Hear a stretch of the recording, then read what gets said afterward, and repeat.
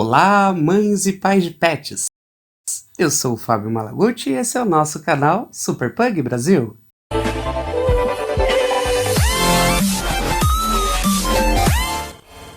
Centro cirúrgico.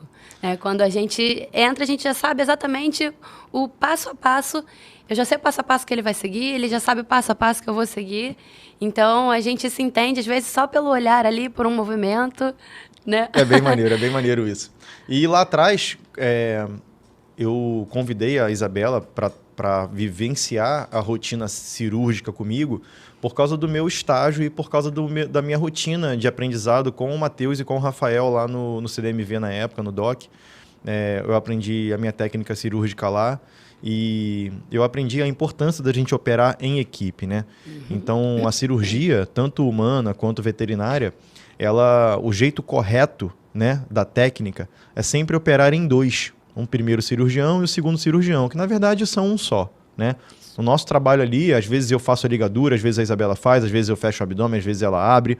Então, assim, a gente não tem Não é engessado. Não é engessado, né? A gente vê ali quem está se sentindo melhor no dia.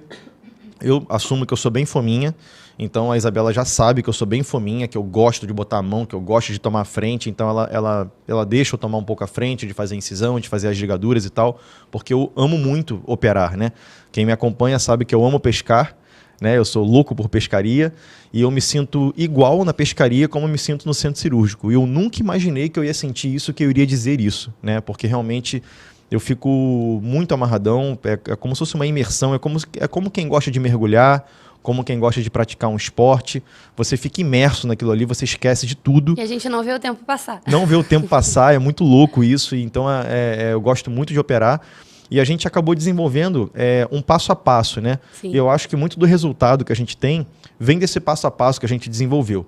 Então, assim, muita gente que está assistindo a gente, Isa, tem medo de castrar o pug, né?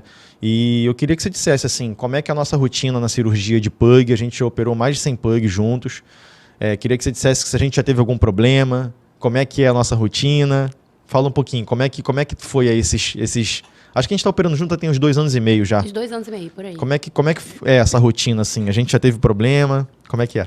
Bom, a nossa rotina da clínica, né, ela é bem voltada para pug, né? A maioria dos pacientes são pugs, ou braquicefálicos. A gente atende, na verdade, todas as raças. A gente opera todas as raças também. Mas acaba que a clínica tem um público forte, né? Para braquicefálico, para pug, até muito por conta do trabalho do Dr. Fábio, né? Ainda mais nas depois redes desse sociais. projeto Dr. Pug aí que a coisa... Depois do projeto, a gente atende paciente do Rio de Janeiro todo. A gente trabalha com muito cuidado, com muita responsabilidade, né? Prezando a segurança do paciente em primeiro lugar, né? Então, a gente não opera animal doente, né? A não ser que seja uma cirurgia de emergência, né? Existem casos onde a castração de emergência ela é indicada, a gente pode abordar, né, isso mais para frente. Quando ocorre algum tipo de complicação no trato reprodutivo do animal. Mas as castrações eletivas, né, que a gente chama, a gente faz com paciente saudável, né? Então, a gente consegue minimizar muito os riscos quando a gente faz um exame físico bem feito, um exame clínico completo ali, anamnese. A gente faz todas as perguntas para saber como é a rotina do animal e da família, alimentação, se esse paciente já teve alguma patologia, histórico de doenças dele, se ele tem algum tipo de alergia conhecida, alergia a medicamento. É legal falar isso, Isa, porque a galera às vezes fica muito presa aos exames, né? Doutor, Sim, me pergunta muito isso no direct, né? Quais exames eu tenho que fazer? O exame clínico é muito importante, a anamnese é muito importante, a gente saber direcionar as perguntas para a família, tentar entender como que é a rotina daquela família, qual é o histórico desse animal. Às vezes é um animal que a gente está vendo pela primeira vez.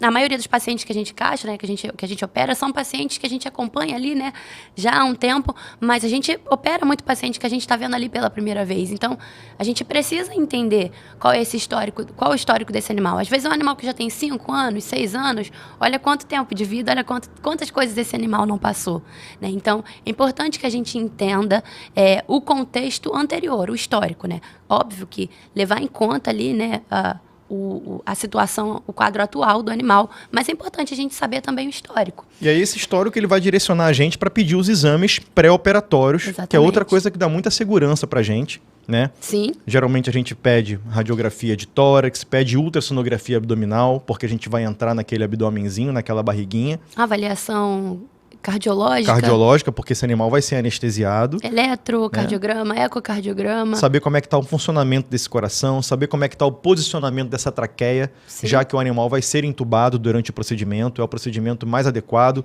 Muitas pessoas, inclusive, confundem isso, e eu vou falar no próximo podcast com a nossa anestesista, doutora Isabelle, sobre isso, porque as pessoas confundem muito a questão da anestesia inalatória com a intubação para o oferecimento do oxigênio.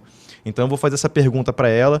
A melhor anestesia é aquela anestesia que o anestesista escolhe e que ele julga melhor para o paciente naquele momento. Não importa se ela é inalatória, se ela é intravenosa. O mais importante é que tenha um anestesista, né? A doutora Isabelle está aqui olhando para mim, concordando. Então não estou falando besteira. Então que tenha segurança, que o animal receba o oxigênio direto na traqueia, né? Então a gente tem que fazer a radiografia antes para saber como é que está o posicionamento dessa traqueia. Essa traqueia está apta a receber um tubo endotraqueal para o animal receber o oxigênio na traqueia, né? Esse pulmão, ele está ali com alguma marcação, ele tem algum probleminha já nesse pulmão, como é que está o tamanho desse coração? Tudo isso a radiografia de tórax entrega para a gente, né? E a ultrassonografia abdominal, como eu estava falando, sou suspeito para falar porque eu sou ultrassonografista, né? A clínica geral me sequestrou da ultrassonografia, eu parei de fazer, parei entre aspas, né? Mas acabei largando um pouco para me dedicar mais à clínica geral e à cirurgia.